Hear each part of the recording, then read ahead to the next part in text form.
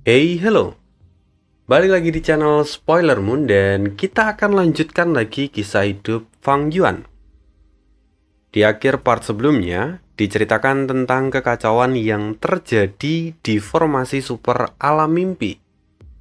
Kekacauan ini adalah bagian dari rencana Sekte Bayangan dengan tujuan menghancurkan formasi dan menyelamatkan tubuh utama yang mulia iblis jiwa spektral yang masih terjebak di dalam alam mimpi. Sementara itu, Fang Yuan pun kini terjebak di dalam arus dalam pertempuran yang ada di sana. Dia memilih untuk tidak terlalu mencolok dan terus mengamati situasi yang ada di sana. Terlebih, saat ini Fang Yuan tahu kalau Sekte Bayangan tidak mengetahui bahwa saat ini dia sedang menyamar sebagai Wu Yihai. Jadi, sekalipun situasinya saat ini menjadi sangat genting dan berbahaya, namun Fang Yuan tidak buru-buru untuk meninggalkan tempat itu. Kemudian, apa yang akan Fang Yuan lakukan berikutnya? Kita akan simak bersama di part 269. Jujur part kali ini tuh asik banget menurut Tane. Langsung kita dengarkan. Cigui berseru, "Jangan takut. Formasi super masih berdiri. Kita akan bertahan sampai bala bantuan tiba." Saat ini, Zuo Yehui terlihat terengah-engah. Dia begitu kelelahan setelah menggunakan gerakan pembunuh miliknya dan menghancurkan lapisan pertahanan ketiga dari formasi super alam mimpi. Karena itu juga, saat ini Zuo Yehui tidak bergerak. Dia memulihkan staminanya. Namun di saat yang sama ada banyak ahli dari Jalan Iblis dan juga para ahli yang diundang oleh Raja Sejati Gunung Ungu yang mulai menyerang formasi super alam mimpi. Sehingga pada akhirnya kekacauan besar terjadi di sana. Para ahli dari Jalan Kebenaran harus bekerja sama dan menahan para ahli dari Jalan Iblis di luar formasi. Secara umum, kekuatan dari kedua kubu cukup berimbang. Tapi ada beberapa anomali yang terlihat di medan perang itu. Misalnya, ada beberapa ahli peringkat 6 yang bahkan mampu melawan para ahli peringkat 7. Jelas ini bukan hal yang biasa. Semua itu terjadi karena pengaturan dari Sekte Bayangan. Jadi tidak heran kalau misalnya para ahli peringkat 6 itu cukup kuat untuk melawan ahli peringkat 7. Ya, salah satu di antara mereka adalah He Laolan dan Bai Ningping. Itu sudah pasti. Di saat yang sama, saat ini Cigui juga menghadapi situasi yang sulit. Dia harus mempertahankan formasi super alam mimpi. Namun saat ini, formasi super hanya memiliki 2 lapisan pertahanan yang tersisa. Dan saat dia mengaktifkan pertahanan yang kedua, rupanya terjadi kegagalan aktivasi. Hal ini juga ada hubungannya dengan lapisan pertahanan ketiga yang sudah hancur terlebih dahulu. Kemudian, karena efek dari kegagalan ini, salah satu Gu Immortal yang ada di sana rusak. Cigui pun panik. Dia segera mengendalikan formasi itu dan memindahkan kerusakan dari formasi ke tubuhnya sendiri. Alhasil, Cigui pun terluka. Namun, karena tindakan ini, Gu yang lain tidak terkena imbasnya. Kalau Cigui tidak mengambil tindakan ini, maka Gu Immortal yang lain dan juga sekitar 13.000 Gu di lapisan pertahanan kedua juga akan ikut rusak bahkan hancur. Kalau itu sampai terjadi, maka otomatis lapisan pertahanan kedua akan hancur dan mereka semua tidak akan selamat. Cigui berhasil melakukan penyelamatan yang gemilang. Namun, luka yang ia terima itu tidak sederhana. Meski begitu, Cigui tidak mengeluh. Dia menahan semua luka yang ia miliki dan segera mengambil tindakan untuk menstabilkan kembali formasi super. Namun saat ini, seperti yang dikatakan tadi, satu Gu Immortal telah hancur, jadi Jigui harus mendapatkan penggantinya. Gu Immortal itu adalah Gu Immortal dari jalur tanah, dan Jigui tidak memiliki penggantinya. Untungnya ada Bade di sana, seorang tetua dari klan Ba, ahli peringkat 7. Oleh karena itu, Jigui segera meminta Bade untuk mencarikan Gu dari jalur tanah. Tentu saja, mereka harus melakukan semua ini secara rahasia, karena kalau sampai mereka mengumumkan kerusakan ini, itu hanya akan menghancurkan mental semua orang, dan mungkin mereka semua akan memilih untuk melarikan diri. Lalu, setelah itu segera, Bade mulai menghubungi orang-orang dari klan Qi juga klan Ba secara personal.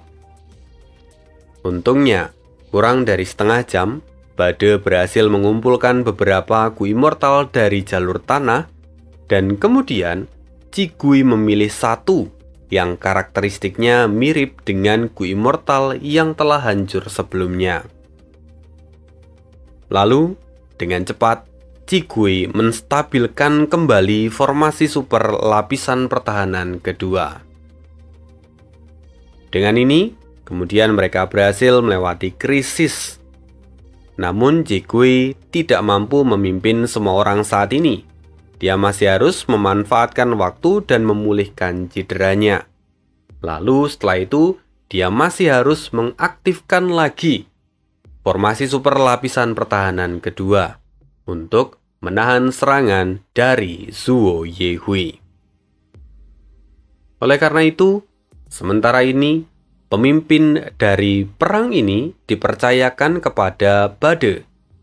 Karena saat ini baik klan Xiao ataupun klan Wu juga dalam keadaan yang tidak baik. Dengan kondisi dari kedua klan itu, reputasi keduanya pun jatuh di mata semua orang.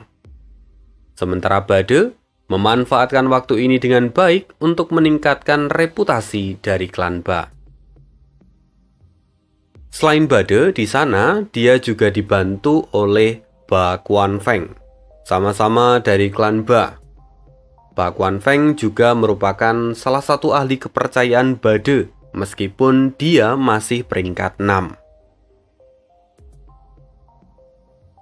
Sementara itu saat ini, Wu Liao, salah satu bawahan Fang Yuan, dia tampak berhadapan dengan Baitu. Wu Liao terlihat sangat marah dan ingin membuat perhitungan dengan Baitu. Namun, Baitu sekarang bukan lagi kelinci putih yang penurut. Dia adalah seekor harimau betina, dan dia begitu kuat serta ganas. Kemudian saat mereka hendak saling bertukar pukulan, Fang Yuan menghentikan mereka. Wu Liao, mundurlah. Dia bukan lawanmu. Fang Yuan langsung maju dan bersiap untuk menghadapi Baitu secara langsung. Melihat itu Baitu pun tertawa. Akhirnya Tuan Wu Yihai, kamu menemuiku. Kini sikap Baitu telah berubah drastis. Dia menjadi liar dan ganas. Melihat penampilan dari Baitu, Fang Yuan berkata, "Oh, ternyata kekuatanmu berasal dari warisan sejati. Menarik." Kemudian Fang Yuan melakukan aktivasi pada beberapa Gu, dan tubuhnya pun mulai bercahaya. Saat cahaya itu memudar, Fang Yuan kini telah berubah menjadi kura-kura ramalan. Inilah wujud binatang buas peringkat 7 milik Fang Yuan dari jalur kebijaksanaan. Lalu, setelah menyelesaikan transformasinya, Fang Yuan mengeluarkan cangkang Fajra dalam jumlah yang sangat besar. Fang Yuan menembakkan cangkang Fajra ke arah Baitu. Namun karena Baitu kini telah menjadi harimau hitam, dia dapat menghindari semua cangkang Fajra itu dengan mudah. Baitu bergerak dengan cepat dan menyerang ke arah kepala kura-kura ramalan milik Fang Yuan. Tapi Fang Yuan jauh lebih sigap dan menyimpan kepala serta seluruh anggota tubuhnya yang lain ke dalam cangkang kura-kura ramalan. Sehingga pada akhirnya pukulan Baitu membentur cangkang kura-kura ramalan dan dia pun terpental. Beberapa kukunya bahkan sampai patah. Ya, meskipun kura-kura ramalan memiliki jalur kebijaksanaan, tetapi kekuatan pertahanannya juga tidak bisa dianggap remeh. Kura-kura ramalan juga bisa menahan serangan dari sebagian besar ahli peringkat 7. Tentu saja, itu bergantung pada daya serang mereka. Melihat pertahanan Fang Yuan yang begitu kokoh, Baitu tampak geram. Namun setelah itu, dia langsung dikepung oleh cangkang Fajra. Mau tidak mau, Baitu segera mundur dan menjaga jarak. Sudah kuduga, ini tidak akan berhasil. Tapi jangan salah, aku masih punya gerakan yang lain. Setelah mengatakan itu, Baitu pun mengaktifkan salah satu gerakan pembunuh kebanggaannya. Gerakan itu menciptakan cairan hitam di sekitar tubuhnya, lalu mengembang seukuran kolam dan terus bertambah besar. Saat Baitu mulai menggerakkan tangannya, cairan hitam di sekitar tubuhnya langsung bergerak dan menyerang Fang Yuan. Fang Yuan tidak tahu gerakan apa ini. Dia segera menahannya menggunakan cangkang Fajra. Tapi cangkang-cangkang Fajra itu seolah dilahap dan kini gerakan mereka menjadi sangat lambat. Baitu menyeringai dan dia berkata, "Ini belum berakhir." Baitu kembali mengeluarkan gerakan pembunuh berikutnya. Baitu menjulurkan lidahnya dan setelah itu diperkuat oleh serangkaian gu. Lidah Baitu melesat dengan cepat seperti anak panah ke arah Fang Yuan. Fang Yuan saat ini tidak bisa bergerak. Cangkangnya menerima pukulan itu begitu saja. Yang terjadi, cangkang Fang Yuan pun retak dan terus bertambah lebar karena cairan hitam yang sebelumnya dilepaskan oleh Baitu.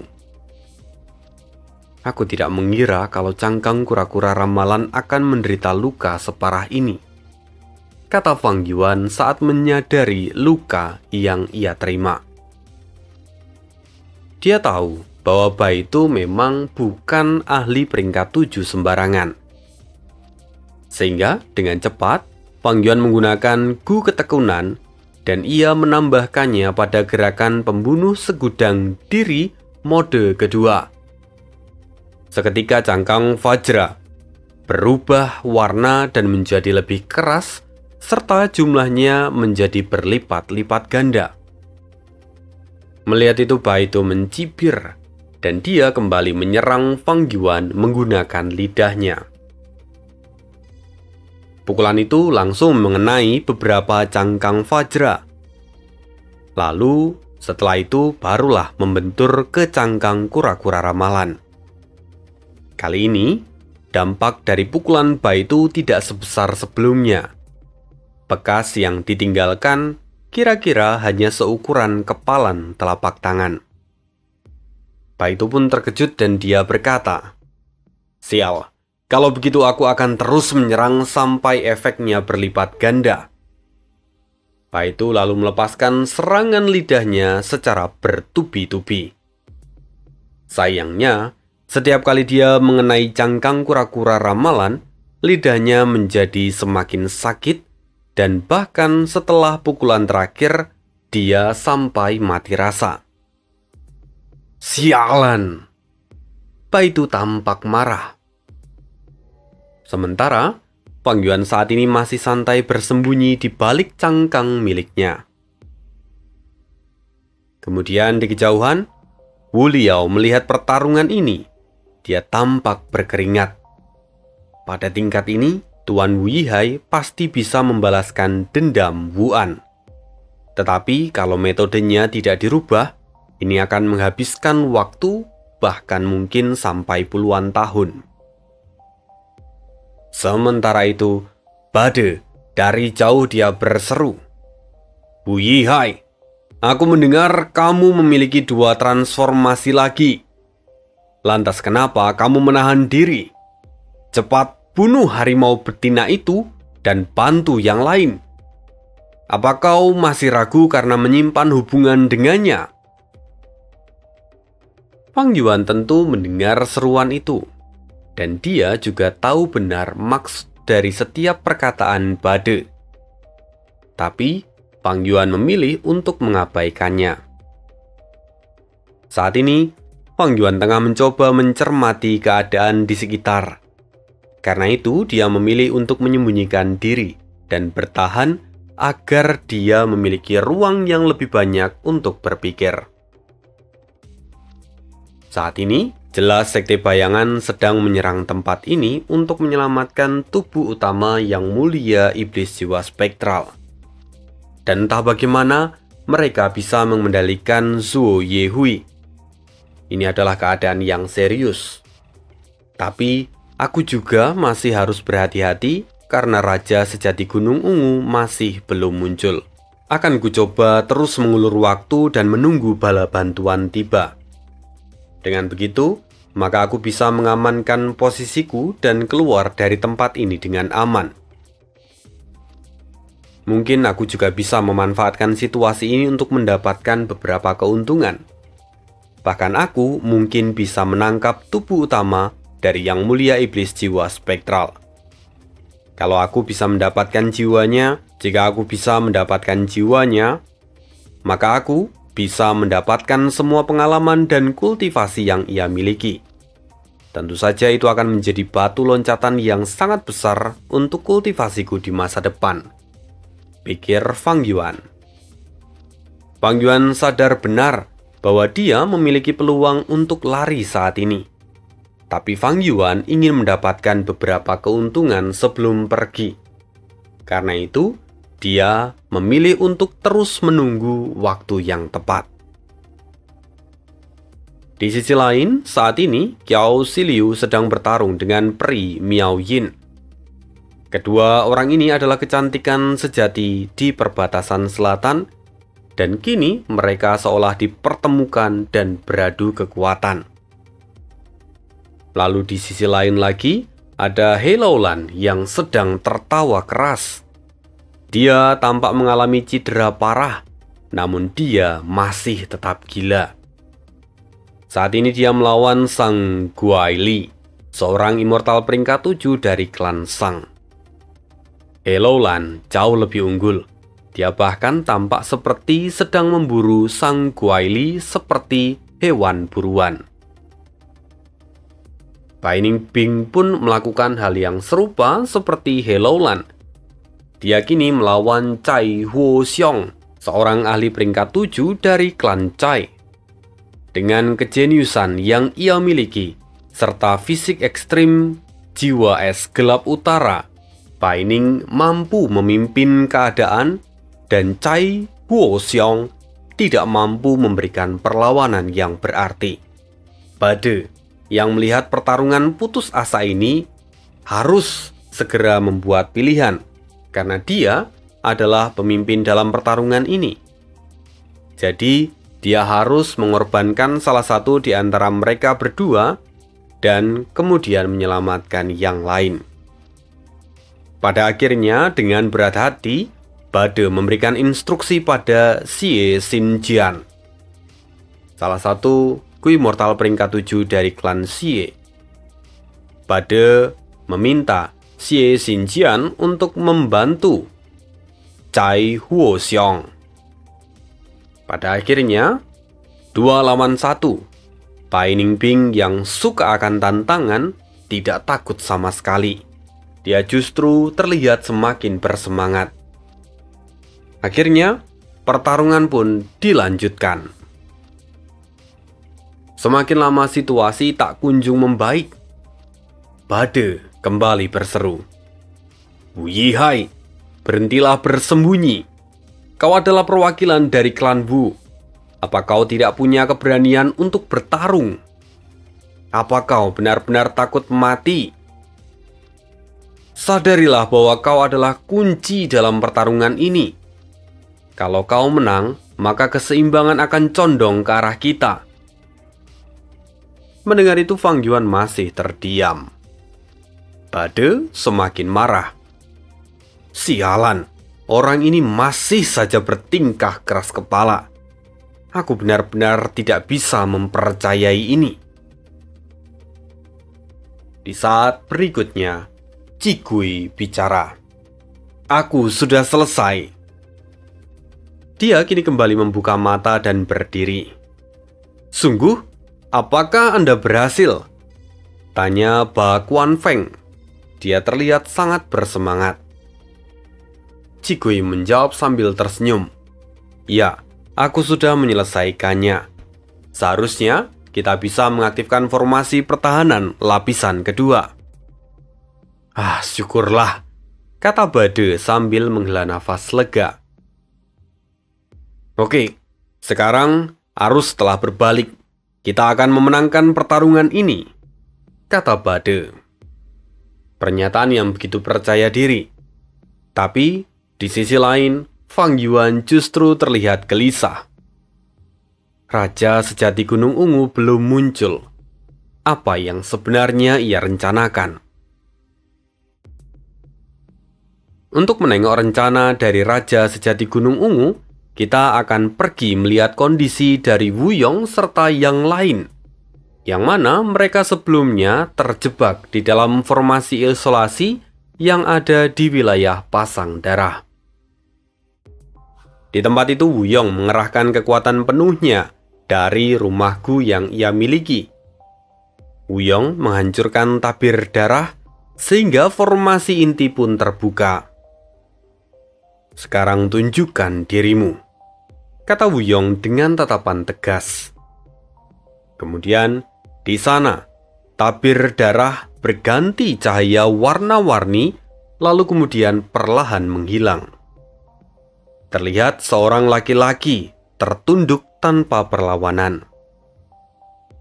Qiao Zicai, tetua tertinggi dari klan Xiao, terkejut dan dia berseru, Yao Geng? Yao Geng, dia adalah seorang ahli peringkat 7 dari kekuatan super perbatasan selatan. Kekuatan itu tidak lain adalah klan Yao. Berdasarkan pemahaman Qiao Zicai, Yao Geng seharusnya sudah mati sejak lama. Dia dulu bertarung dengan Wu Yiran dan memperebutkan warisan dari seorang immortal di masa lalu. Ketika itu, tablet kehidupan milik Yao Geng telah dikonfirmasi hancur oleh klan Yao. Jadi, Yao Geng pun dinyatakan telah mati. Namun rupanya, saat ini Yao Geng masih hidup, yang artinya semua kejadian di masa lalu itu tidak lebih dari sebuah skema yang dibuat oleh klan Yao. Memikirkan hal ini, Xie Mianzhen berkata dengan dingin, "Oh, bagus sekali. Klan Yao benar-benar berani." Mendengar itu Yao Geng tersenyum pahit. Dia berkata, "Mohon untuk tidak menyalahkan klan saya. Semua tindakan ini tidak ada hubungannya dengan klan Yao." Mendengar itu Wu Yao bertanya, "Kalau memang begitu, aku ingin mendengar. Kenapa kamu menggunakan metode ini untuk menjebak kami?" Senyum Yao Geng semakin masam. "Jujur saja, saya hanyalah karakter minor. Saya tidak lebih dari bidak yang digunakan di dalam permainan ini. Saya terpaksa melakukan semua ini dan klan saya tidak ada hubungannya dengan apa yang saya lakukan hari ini." Mendengar itu ekspresi Wuyong terlihat kesal. Siapa yang memaksamu? Apa dia adalah ahli peringkat 8 yang sebelumnya menunjukkan diri pada kami? Ceritakan semua tentang dia. Yao Geng menghela nafas panjang. Sebelumnya, maafkan saya. Jika saya mengatakan bahwa apa yang saya tahu dan apa yang Anda tahu tentang orang itu tidak ada bedanya, apakah Anda bisa mempercayai kata-kata saya itu? Xie Mianzheng segera menemukan alur dari perkataan Yao Geng. Xie Mianzheng menyela. Tunggu, apa kau melakukan ini karena perjanjian warisan sejati 7 ilusi? Yao Geng tersenyum pahit dan mengangguk. Sekarang, Xie Mianzheng tahu gambaran umum yang terjadi. Jadi kau menerima warisan sejati 7 ilusi, namun sebagai gantinya, kau harus mengikuti 7 permintaan dari seseorang. Jadi, selama ini klan Yao telah menyembunyikan hal ini dari dunia. Yao Geng mengangguk. Benar, sebelumnya saya mendengar bahwa pada generasi-generasi sebelumnya, pewaris dari warisan sejati 7 ilusi tidak benar-benar menerima perintah dari orang itu. Bahkan, sampai ajal mereka menjemput, tidak ada satupun permintaan yang harus dikerjakan. Namun sayang, di masa ini saya mendapatkan tugas dari orang itu. Saya tahu ini salah, tapi saya tidak bisa melawan karena jalur informasi. Sekarang, saya menyerah. Tuan-tuan dapat melakukan apapun pada saya, tapi mohon untuk tidak melibatkan klan Yao. Saya akan menerima hukuman apapun. Yao Geng menundukkan kepala dan tampak pasrah. Sementara itu, ketiga orang yang ada di sana terlihat masam, terutama Xie Mianzheng yang tahu bahwa semua perkataan Yao Geng itu adalah kebenaran. Tentu sejak mereka mulai bicara, Xie Mianzheng telah menggunakan Gu untuk memeriksa kebenaran dari setiap perkataan Yao Geng untuk memastikan segalanya. Melihat Xie Mianzheng tidak menunjukkan tanda-tanda kalau Yao Geng berbohong, Wu Yong pun bertanya, "Kalau begitu, kamu akan menerima hukumanmu nanti. Sekarang katakan padaku, di mana ahli peringkat 8 itu?" Yao Geng segera menghela nafas dan berkata lagi, "Saya tahu sebanyak yang Anda tahu. Saya tidak tahu orang itu sekarang ada di mana. Saya hanya diberi tugas untuk mempertahankan formasi ini. Setelah Anda menemukan inti formasi dan juga saya, maka tugas saya telah selesai." Sementara orang itu, dia sudah pergi sejak lama. Mendengar hal itu, Wu Yong seketika merasakan sesuatu yang janggal di sini. Dia merasa bahwa semua ini seolah disengaja untuk satu tujuan tertentu. Kemudian, dalam sekejap, Wu Yong melepaskan serangan sekali lagi menggunakan rumah Gu yang ia miliki serta menghancurkan sungai darah. Kali ini, sungai darah terbelah dan seluruh formasi itu pun lenyap. Tunggu, ini? Wu Yong menyadari sesuatu. Rupanya, formasi yang mengurung mereka adalah formasi yang memiliki jalur kebijaksanaan, jalur darah, jalur hantu, jalur informasi, dan terakhir jalur waktu. Ekspresi Wu Yong tenggelam. Tampaknya orang ini tidak berniat melawan kita sampai mati. Dia hanya ingin menjebak kita dan mengulur waktu selama mungkin. Apa yang sebenarnya dia rencanakan? Setelah memikirkan ini, Wu Yong dan juga dua orang lainnya segera menghubungi klan mereka. Dan tidak lama setelah itu mereka pun mendapatkan balasan serta gambaran apa yang sudah terjadi. Mereka sangat terkejut karena rupanya di luar waktu telah berlalu dengan sangat cepat. Meskipun mereka bertiga hanya merasa sejenak di dalam formasi, tapi ternyata di luar formasi beberapa hari sudah berlalu dengan cepat. Inilah metode untuk memperlambat aliran waktu yang juga sering digunakan oleh orang-orang dari pengadilan surgawi agar tetap bisa bertahan meskipun nyawa mereka sudah hampir habis. Sialan, orang-orang ini benar-benar mengerikan. Dia telah merencanakan segalanya dengan begitu mendalam. Bahkan orang-orang ini membawa para ahli dari jalan iblis untuk menyerang formasi super alam mimpi. Mereka juga menggerakkan Zuo Yehui.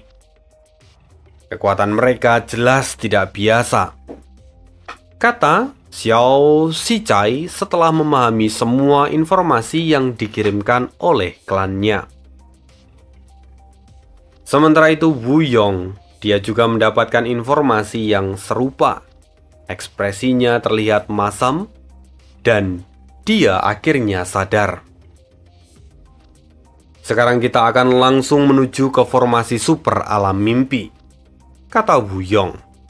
Dan segera mereka semua naik ke atas rumahku milik Wu Yong dan bergerak dengan kecepatan penuh ke arah formasi super alam mimpi. Selama perjalanan mereka masih berbicara. Xie Mianzheng berkata, mereka benar-benar menyebabkan badai besar di perbatasan selatan. Siapa sebenarnya orang-orang ini? Wu Yong sendiri tampak cemas. Aku tidak tahu siapa mereka. Namun saat ini adikku masih ada di dalam formasi super itu. Aku harap tidak ada hal buruk yang terjadi padanya. Meskipun situasi saat ini sangat genting, Wu Yong masih harus mempertahankan reputasinya. Dan Qiao Zichai pun memuji apa yang dikatakan oleh Wu Yong. Tuan Wu Yong benar-benar peduli pada keluarganya. Hati Anda sungguh besar, dan Anda layak menjadi teladan bagi jalan kebenaran. Namun, Anda bisa tenang, karena mereka memiliki formasi super. Dan selain itu, di sana juga ada orang-orang dari klan Qi. Mereka pasti bisa bertahan sampai kita tiba. Sayangnya, tidak seperti Xiao Shichai yang begitu optimis, Xie Mianzheng tampak masam. Sementara, Wu Yong pun berkata, musuh bukanlah orang sembarangan. Mereka bisa memilih pion dengan sangat baik. Bahkan mereka mampu menggerakkan Yao Geng dan Zuo Yehui. Dasar mereka begitu mendalam, dan aku khawatir. Wu Yong berhenti seolah-olah enggan mengatakan kemungkinan yang ada di dalam pikirannya. Tetapi Xie Mianzheng, dia rupanya memiliki pemikiran yang sama dengan Wu Yong dan melanjutkan kata-kata Wu Yong. Saya juga khawatir bahwa mereka masih memiliki pengkhianat yang mereka tempatkan di dalam formasi super. Bam! Suara ledakan terdengar. Kita tiba-tiba berpindah lagi ke formasi super alam mimpi.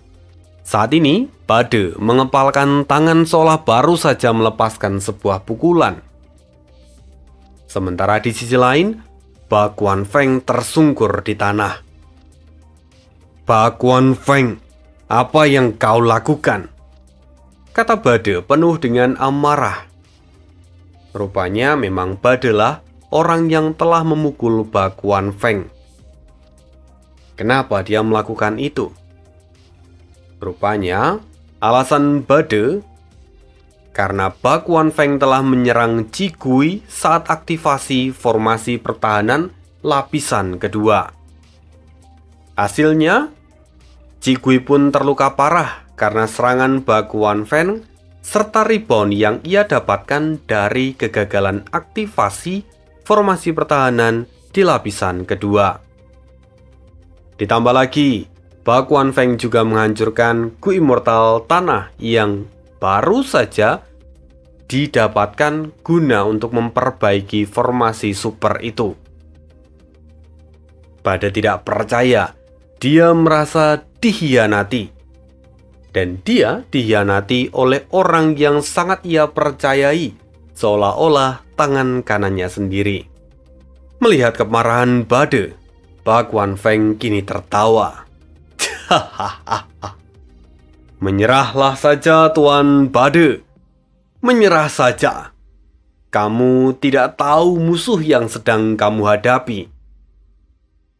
Bakuan Feng saat ini terlihat pucat dan berada di keadaan kritis. Namun dia terlihat begitu gembira karena dia telah menyelesaikan tugasnya. Bade geram. Tunggu saja.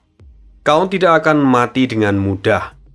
Aku akan membawamu kembali ke klan dan membuatmu menghadapi hukuman. Aku akan pastikan kau lebih baik mati daripada hidup.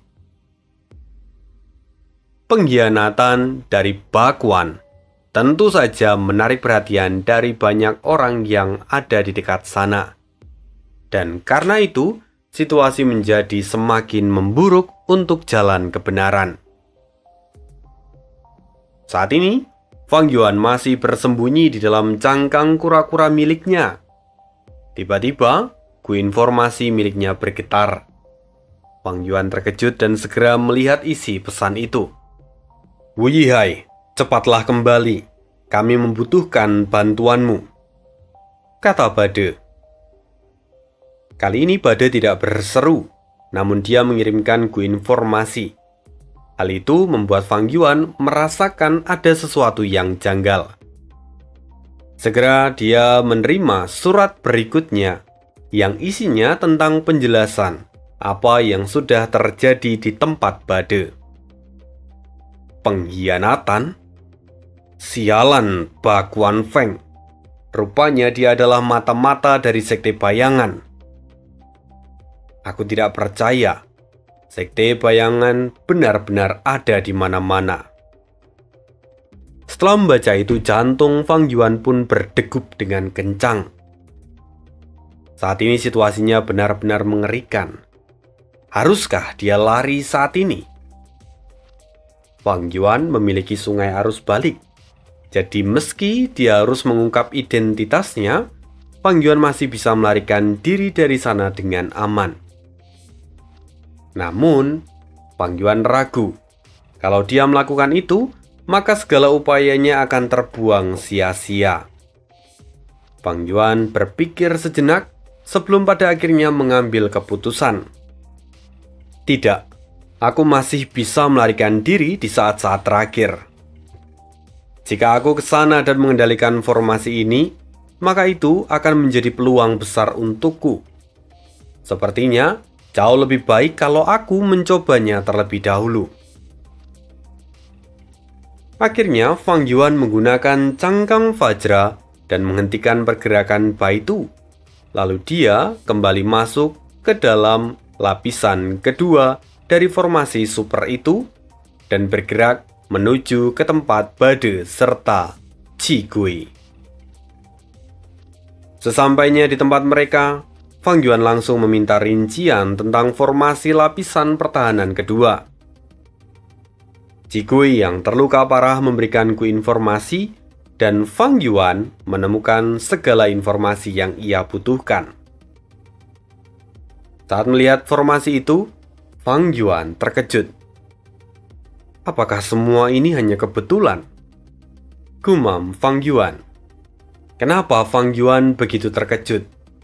Rupanya, alasan dari keterkejutannya itu karena dasar dari formasi super ini adalah formasi 4 elemen yang sebelumnya ia temui di dalam alam mimpi. Setelah Fang Yuan menyelesaikan semua babak dari alam mimpi itu, dia mendapatkan pemahaman yang mendalam tentang formasi 4 elemen. Termasuk bagaimana cara untuk mengubahnya sesuai dengan situasi yang dibutuhkan. Contohnya, formasi 4 elemen umumnya terdiri dari jalur api, air, angin, serta tanah. Tapi dalam beberapa keadaan, jalur yang ada dapat digantikan dengan jalur yang lain. Contohnya seperti sekarang, jalur tanah telah hancur, dan Fang Yuan tidak memiliki jalur tanah yang tersisa. Namun, dengan situasinya saat ini, meskipun dia tidak memiliki jalur tanah, semua itu tidak masalah, karena Fang Yuan dapat menggantinya dengan jalur gelap. Kenapa pilihan jatuh kepada jalur gelap? Ini tentu memiliki alasan yang mendalam.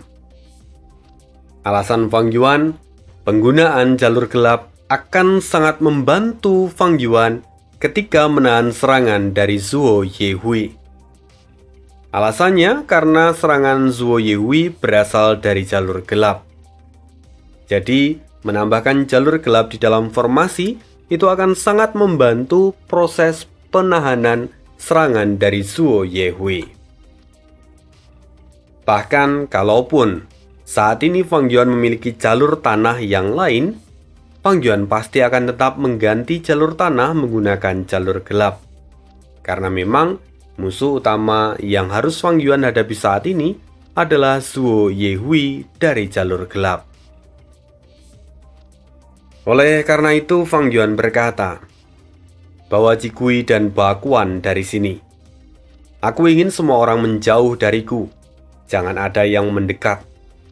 Siapapun yang bergerak mendekat akan kuanggap sebagai pengkhianat." Bade pun terkejut. Tetapi, dia kini hanya bisa bergantung pada Fang Yuan. Apalagi sebelumnya dia sudah mendengar tentang pencapaian Fang Yuan pada jalur formasi dari Jisan. Alhasil, Bade pun mengikuti perkataan Fang Yuan. Dia kini membawa Jigui dan Bakuan menjauh.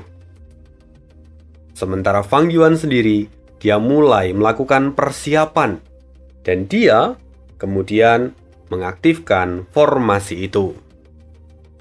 Di saat formasi diaktifkan, orang-orang mulai berseru, "Lihat, Zuo Yehui telah selesai beristirahat. Dia bersiap untuk melepaskan serangan berikutnya. Ayo, segera kembali ke formasi." Di saat yang sama, para ahli dari Jalan Iblis segera menjauh dari formasi agar tidak terkena dampak dari serangan Zuo Yehui. Bade pun mulai khawatir. "Apa kamu sudah selesai, Wei Hai?" "Ya," jawab Fang Yuan. Setelah itu, 4 buah cahaya terbang ke langit. Bade melihat cahaya itu dan terkejut.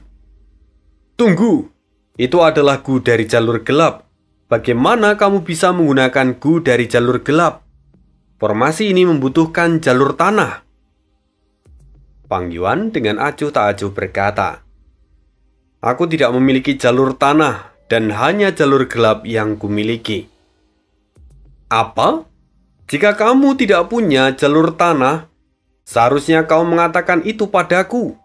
Aku pasti akan meminjamimu Gu dari jalur tanah," kata Bade sambil berteriak sekali lagi.